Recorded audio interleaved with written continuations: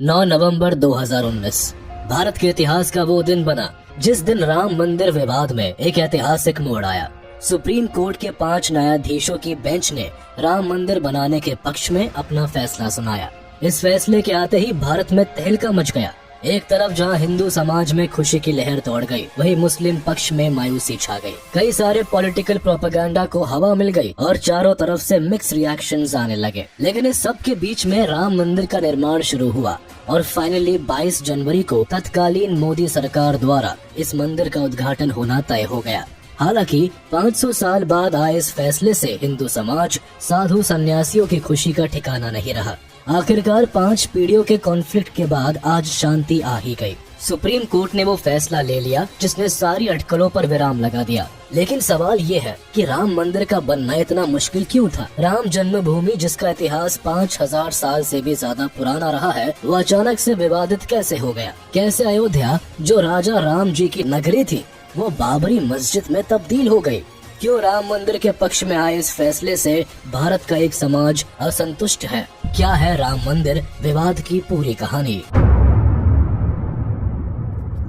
Hindu mythology के हिसाब से श्री राम, जो कि आर्यवर्त के प्रतापी राजा और स्वयं विष्णु के अवतार माने जाते हैं, उनका जन्म अवध की मिट्टी में राजा दशरथ के यहाँ हुआ था। राजा राम ने लंका में रावण को धरती से खत्म करके अवध का साम्राज्य संभाला था। हालांकि कालांतर में जब भगवान श्री राम ने सरयू नदी में समाधि ली तो अवध सूनी हो गई और इसी के बाद श्री राम के पुत्र कुश ने अवध नगरी में भगवान की जन्मभूमि पर एक मंदिर बनवाया था। कहते हैं कि ये मंदिर कुश के बनवाने से लेकर मुगल के भारत आने तक था, जहाँ हिंदू अपने जीवन में एक बार दर्शन पूजन करने के लिए जरूर जाते हैं। लेकिन वक्त के साथ साथ मंदिर की हालत नाजुक होती चली गई, मंदिर की दीवारें कमजोर होती चली गई और कुछ ही समय में ये जगह एक बार फिर सूनी सी लगने लगी। 5th BC के आसपास उज्जैन के किंग राजा विक्रमादित्य ने अयोध्या का दौरा किया। मंदिर की खस्ता हालत देख राजा विक्रमादित्य ने एक बार फिर मंदिर को एक नया रूप दिया और अयोध्या में फिर से श्रद्धालुओं की भीड़ उमड़ने लगी।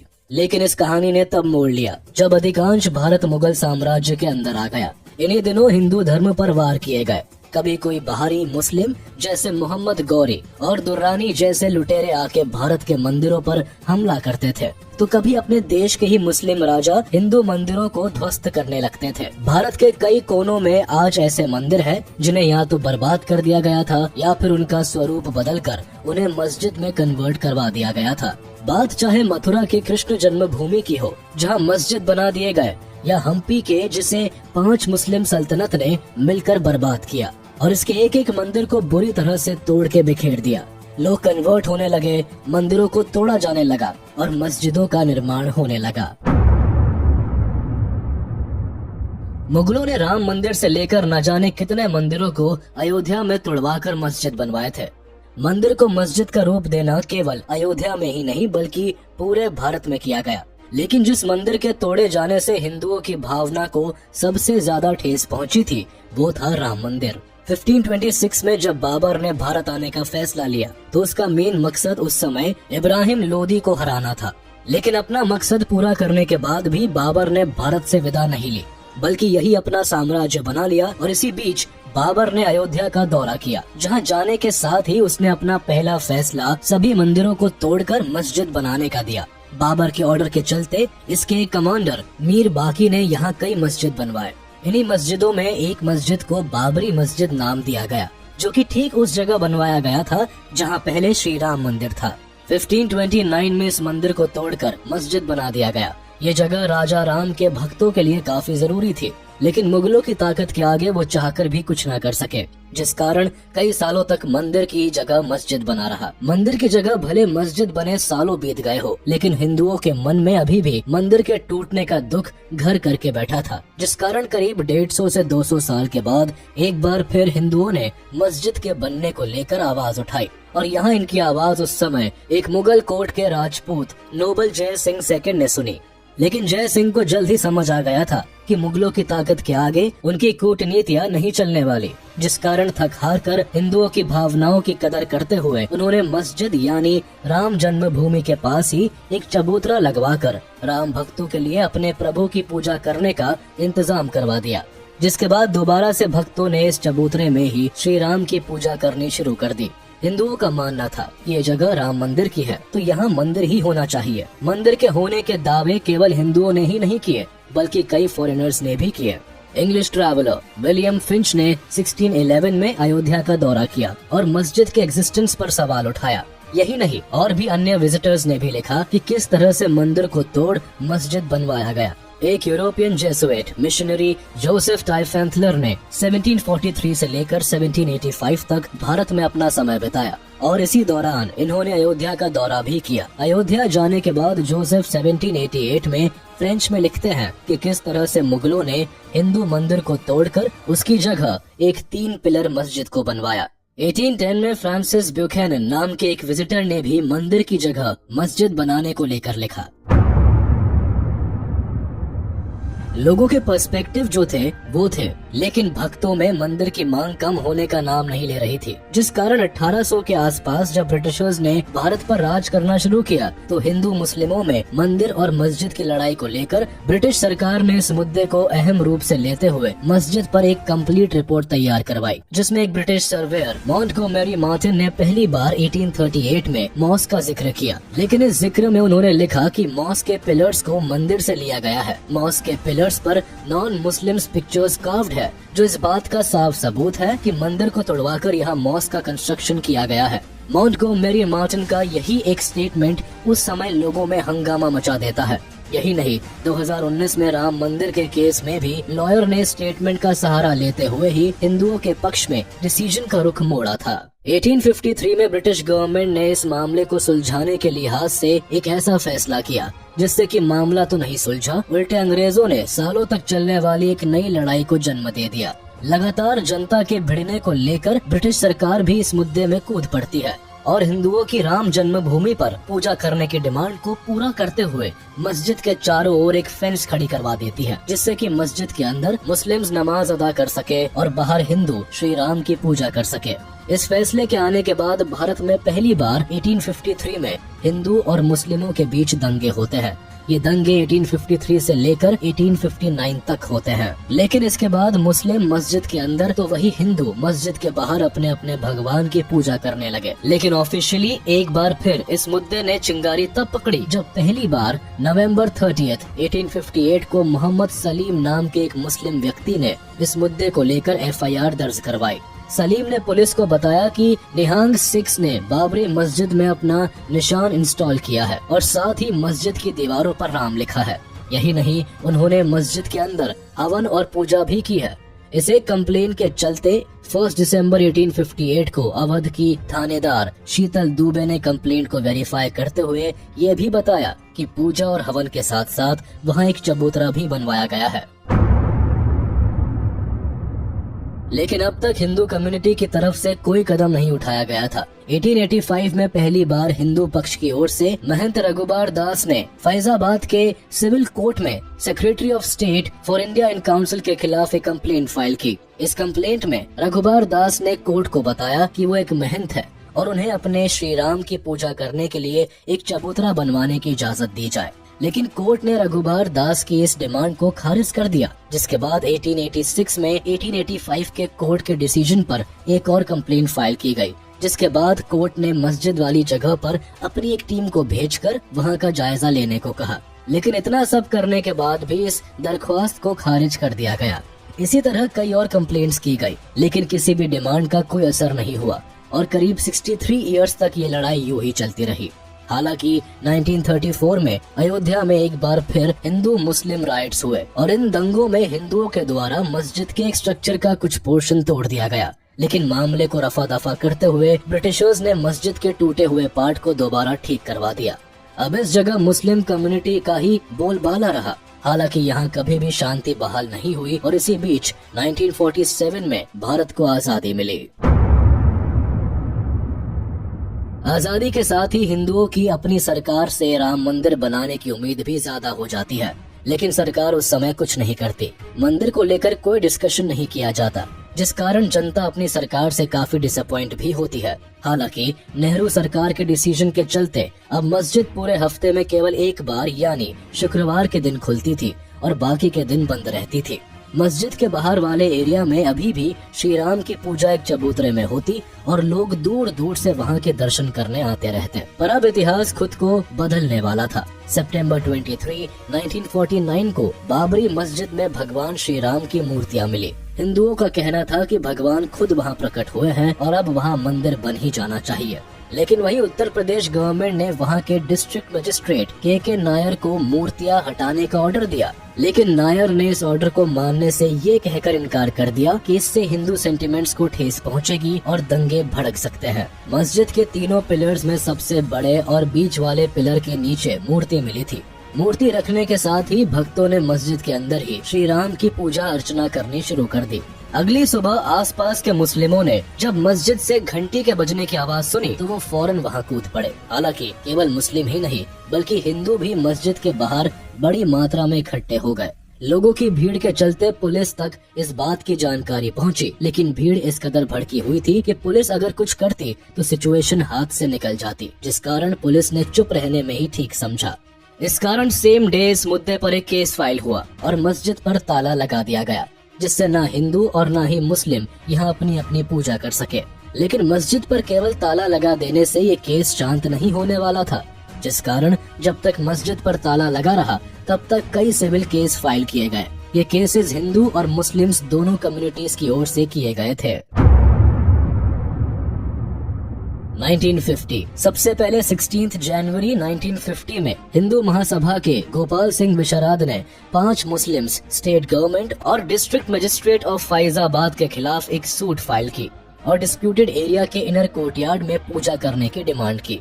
इस सूट फाइल का असर कुछ ऐसा हुआ कि उसी दिन सिविल जज ने एक ऑर्डर पास करते हुए हिंदुओं को वहां पूजा करने की इजाजत दे दी। हालांकि इसके बाद भी मई 25 को परमहंस रामचंद्र दास ने कुछ और मुस्लिमों के खिलाफ सेम केस में सेकंड सूट फाइल की। ये केस यूं ही चलता रहा तब तक यहाँ टसल लगातार बना रहा। 1959 इसी सिमिलर केस की थर्ड सूट फाइल की गई। पूरे 9 साल बाद यानी दिसंबर 17, 1959 को इस सूट में निर्मोही अखाड़ा ने पूरी बाबरी मस्जिद वाले एरिया को ही अपने हक में मांग लिया।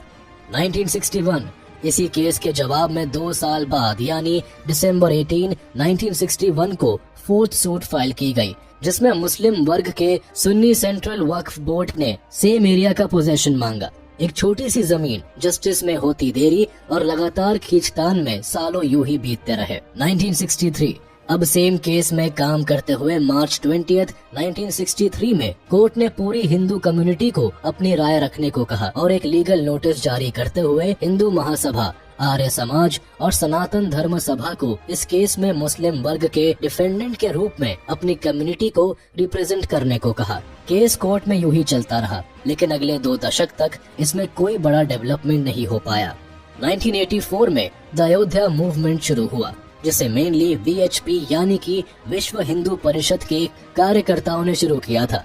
इस मूवमेंट का मेन मकसद पूरे भारत में राम मंदिर के इतिहास और इसके स्ट्रगल्स का अवेयरनेस फैलाना था। इन्हीं दिनों इस आंदोलन को गोरखपुर के महंत अवैधनाथ ने लीड किया था।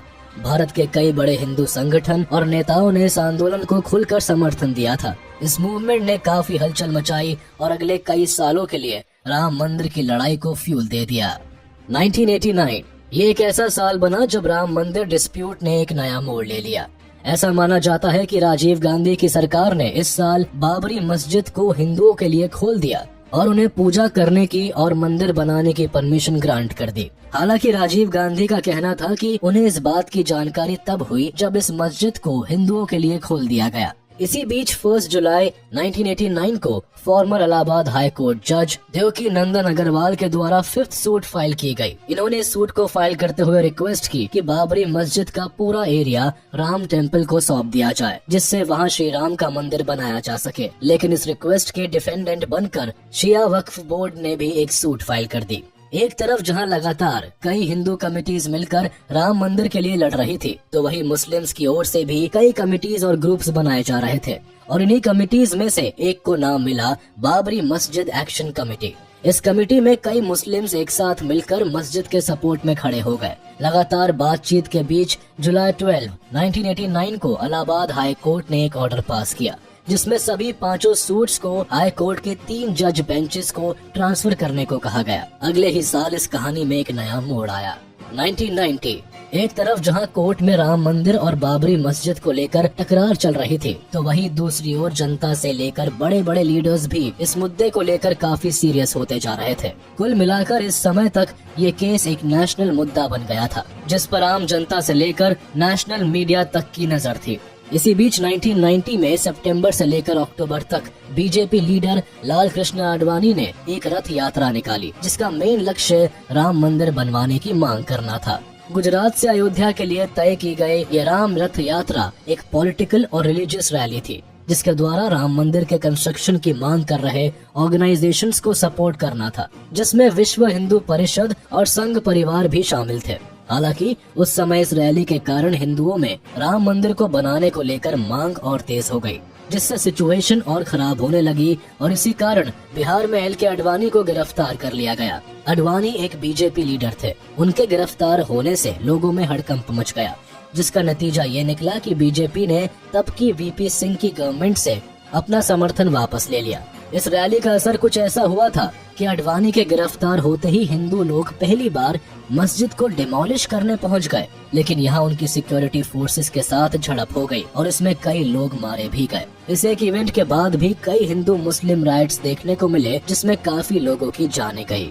1991 राइट्स होने के बाद भी ये सिचुएशन शांत नहीं हुई, बल्कि अगले ही साल यानी 1991 में अक्टूबर 7 से लेकर अक्टूबर 10 के बीच उस समय की यूपी गवर्नमेंट यानी कल्याण सिंह सरकार ने ब्रिटिशर्स की तरह डिस्प्यूटेड लैंड को लैंड एक्विजिशन एक्ट की तरह टूरिज्म के पर्पज से अपने अंडर में ले लिया। लेकिन इस लैंड एक्विजिशन को मुस्लिम्स के थ्रू 6 रिट पिटिशंस का हवाला देते हुए चैलेंज किया गया, जिसके बाद 11 दिसंबर को कोर्ट ने इस एक्विजिशन को रद्द कर दिया और कोर्ट के इस डिसीजन के बाद फाइनली एक ऐसा इंसिडेंट हुआ जिसने अयोध्या के राम मंदिर के केस को एक अलग ही दिशा में मोड़ दिया।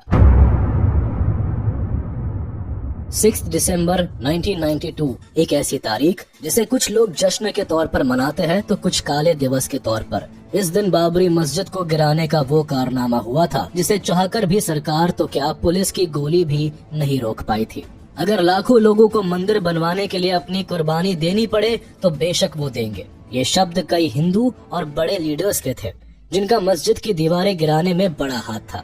इस दिन सालों से मंदिर के लिए चली आ रही लड़ाई को लड़ने एक दो नहीं बल्कि करीब 2.5 से 3 लाख के आसपास लोग अयोध्या पहुंचे थे।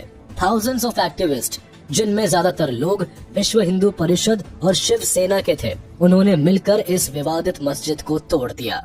हिंदू धर्म के लाखों लोग मस्जिद को तोड़ने के पर्पज से अयोध्या में जमा नहीं हुए थे, बल्कि इनका मेन मकसद कार सेवा करना था और इसीलिए 6 दिसंबर के 2 दिन पहले ही पूरे देश से बड़े बड़े पुजारी और नेता इस जगह पर इकट्ठे होने लगे।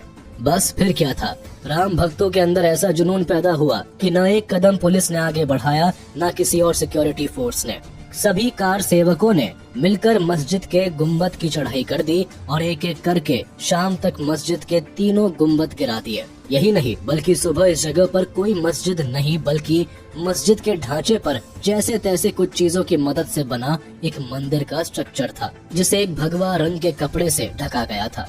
मस्जिद को तोड़ मंदिर तो बना दिया गया था, लेकिन इस डेमोलिशन के बाद देश ही नहीं बल्कि दुनिया भर में हिंदू और मुस्लिम के बीच जंग छिड़ गई।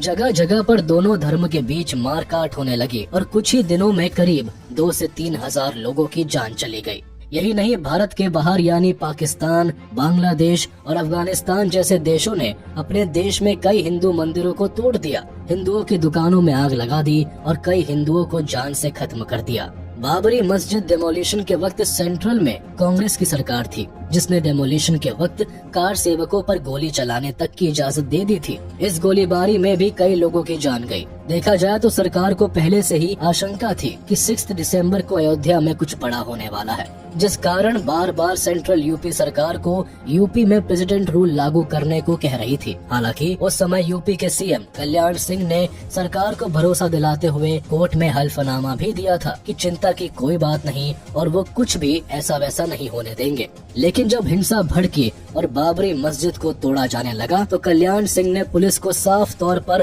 कार सेवकों को हाथ हाथ तक ना लगाने के इंस्ट्रक्शंस दिए थे। इस हिंसा के बाद इससे पहले सरकार कल्याण सिंह से उनका इस्तीफा मांगती, उन्होंने खुद अपना इस्तीफा सरकार को सौंप दिया। इस केस में कल्याण सिंह पर कंटेम्प्ट ऑफ कोर्ट का केस भी फाइल किया गया। हालांकि मस्जिद को तोड़ मंदिर बनाना इस मुद्दे का अंत नहीं बल्कि शुरुआत थी। इस इंसिडेंट के बाद असल ट्रेजेडी शुरू होती है। जो मामला अब तक केवल कोर्ट के दरवाजे खटखटा रहा था, अब उसे जनता ने अपने हाथ में ले लिया और हर तरफ मार काट चालू हो गई। आने वाले कई महीनों तक हर जगह कम्युनल राइट्स देखे गए, जिसमें थाउजेंड्स ऑफ लोगों ने अपनी जान गंवा दी।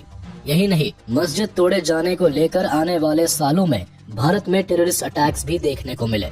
16 दिसंबर 1992 को होम मिनिस्ट्री के द्वारा एक ऑफिशियल इंक्वायरी भी बिठाई गई, जिसके लिए लिबरहान कमीशन नाम की एक कमेटी को फॉर्म किया गया। इस कमीशन ने पूरे मामले की जांच पड़ताल में करीब 399 सिटिंग्स की, जिसमें 16 साल के आसपास तक का वक्त लग गया। जिसमें सामने आया रिजल्ट में ये साफ हो गया कि मामले की पूरी प्लानिंग पहले से ही हो गई थी। अब इस टाइम तक सेंटर में कांग्रेस की नरसिम्हा राव गवर्नमेंट का शासन था। इन्होंने इस मामले को सुलझाने के लिए एक प्रपोजल पेश किया, जिसके हिसाब से डिस्प्यूटेड लैंड एरिया पर एक मंदिर, एक मस्जिद, एक लाइब्रेरी और एक म्यूजियम बनाने का फैसला लिया गया। लेकिन बीजेपी को ये प्रपोजल बिल्कुल रास नहीं आया और उन्होंने इसका जमकर विरोध किया। अगले एक दशक तक ये डिस्प्यूट यूं ही चलता रहा। अब कार सेवक, विश्व हिंदू परिषद और अन्य कमिटीज अपने अपने मत को मजबूत बनाने में जुटे रहे। फिर लगभग 10 साल बाद 2002 में एक नया बदलाव हुआ। 2002 जब सेंटर में बीजेपी यानी अटल बिहारी वाजपेयी जी की गवर्नमेंट थी, उन्होंने हिंदू और मुस्लिम्स को एक साथ बैठाकर पूरे मामले को शांत करना चाहा, लेकिन उसका भी कोई फायदा नहीं हुआ। जिसके बाद फाइनली अप्रैल 2002 में ये मामला हाई कोर्ट के 3 बेंच जजेस के पास पहुंच जाता है और वो इस मामले को परेशान होकर ASI यानी आर्कियोलॉजिकल सर्वे ऑफ इंडिया के हाथ में सौंप देते हैं। ASI अपनी रिपोर्ट में इस बात को साफ कर देता है कि डिस्प्यूटेड एरिया में 12th सेंचुरी में एक मंदिर था और 1528 में इसी एरिया में एक मस्जिद बनाया गया। साथ ही लोकल लोगों के अनुसार इस एरिया में मंदिर को तोड़कर ही बाबर के ऑर्डर पर मस्जिद बनाया गया। अब सारे सबूतों को मद्देनजर रखते हुए 2010 में इलाहाबाद हाई कोर्ट ने एक ऐतिहासिक फैसला लिया, जिसके अनुसार डिस्प्यूटेड एरियाज को 3 पार्ट्स में डिवाइड कर दिया गया, जहां एक पार्ट सुन्नी वक्फ बोर्ड को, दूसरा राम लल्ला विराजमान को और तीसरा निर्मोही अखाड़ा को सौंप दिया गया। हालांकि अगले ही साल यानी 2011 में इलाहाबाद हाई कोर्ट के इस डिसीजन पर सुप्रीम कोर्ट ने रोक लगा दी, जिसके बाद फरवरी 2016 में राम मंदिर को बनवाने के लिए सुब्रमण्यम स्वामी ने सुप्रीम कोर्ट में केस फाइल किया। जिसके बाद मार्च 2017 में chief justice of supreme court justice JS Khehar ने इस पूरे डिस्प्यूट को कोर्ट के बाहर आपसी सहमति से सॉल्व करने की एडवाइस दी। हालांकि दिसंबर 2017 तक इलाहाबाद हाई कोर्ट के फैसले के खिलाफ करीब 32 अलग अलग अपील्स दर्ज की गई, जहां सुप्रीम कोर्ट ने कहा कि अब इस केस की सुनवाई जनवरी 2019 से शुरू की जाएगी। फाइनली इंतजार खत्म होता है और सभी की नजरें 2019 में एक बार फिर मंदिर वर्सेस मस्जिद के केस पर आकर अटक जाती है।